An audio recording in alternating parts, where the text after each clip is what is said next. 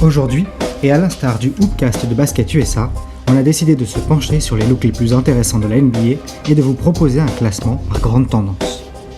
Si on peut désormais compter les joueurs non tatoués sur les doigts d'une main de lépreux, certains travaillent plus dur que d'autres à intégrer le Hall of Fame du dermographe et recouvrent frénétiquement chaque centimètre de leur peau blanche ou noire de nuances de gris et de couleurs flashy. Au sein de cette famille, on comptera donc Chris Andersen, J.R. Smith, Wilson Chandler ou encore DeShaun Stevenson, Monta Ellis ou plus récemment Pero Antic.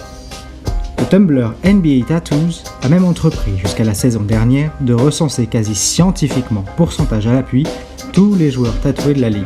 À votre avis, quelle équipe a le taux le plus élevé ? Pour d'autres, le style, c'est d'abord une bonne coupe de cheveux. Et à ce jeu-là, on a deux écoles. Les adeptes d'un certain classicisme afro-américain comme Ben Wallace ou plus récemment Michael Beasley qui font apprécier leurs larges afros, ou Brandon Jennings, Iman Shumpert et Norris Cole qui offrent un revival b-boy à faire pâlir d'envie les nostalgiques des années 90, aujourd'hui rattrapés par leur calvitie. Et de l'autre côté, des joueurs dont l'approche est, disons-le, nettement plus kamikaze. On pense là à Andrew Bynum, Drew Gooden, ou encore Ron Artest et Chris Andersen qui reprennent respectivement le travail d'un Dennis Rodman ou d'un Scott Pollard, là où ils l'avaient jadis laissé. On passe du crâne au menton en découvrant cette fois des esthètes de la pilosité faciale. Tous ne rencontrent pas le même succès.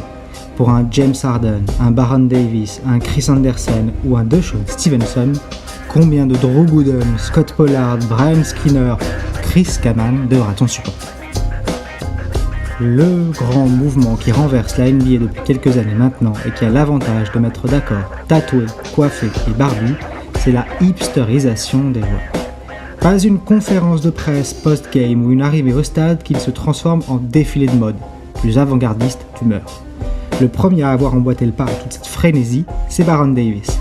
Mais depuis, il a fait des émules. Wade, Russell Westbrook, Kevin Durant, James Harden, Nick Swaggy P. Young, Rajon Rondo rivalise de coupe fit, tissus colorés, motifs floraux et lunettes à branches épaisses pour faire de la ligue américaine une Fashion Week permanente. Terminons avec une mention spéciale pour ces basketteurs, Allen Iverson en tête, qui à force de grosses chaînes en or, tatouages, casquettes et complet thug life, ont poussé la NBA à imposer en 2005 un dress code aux joueurs et aux coachs de la ligue.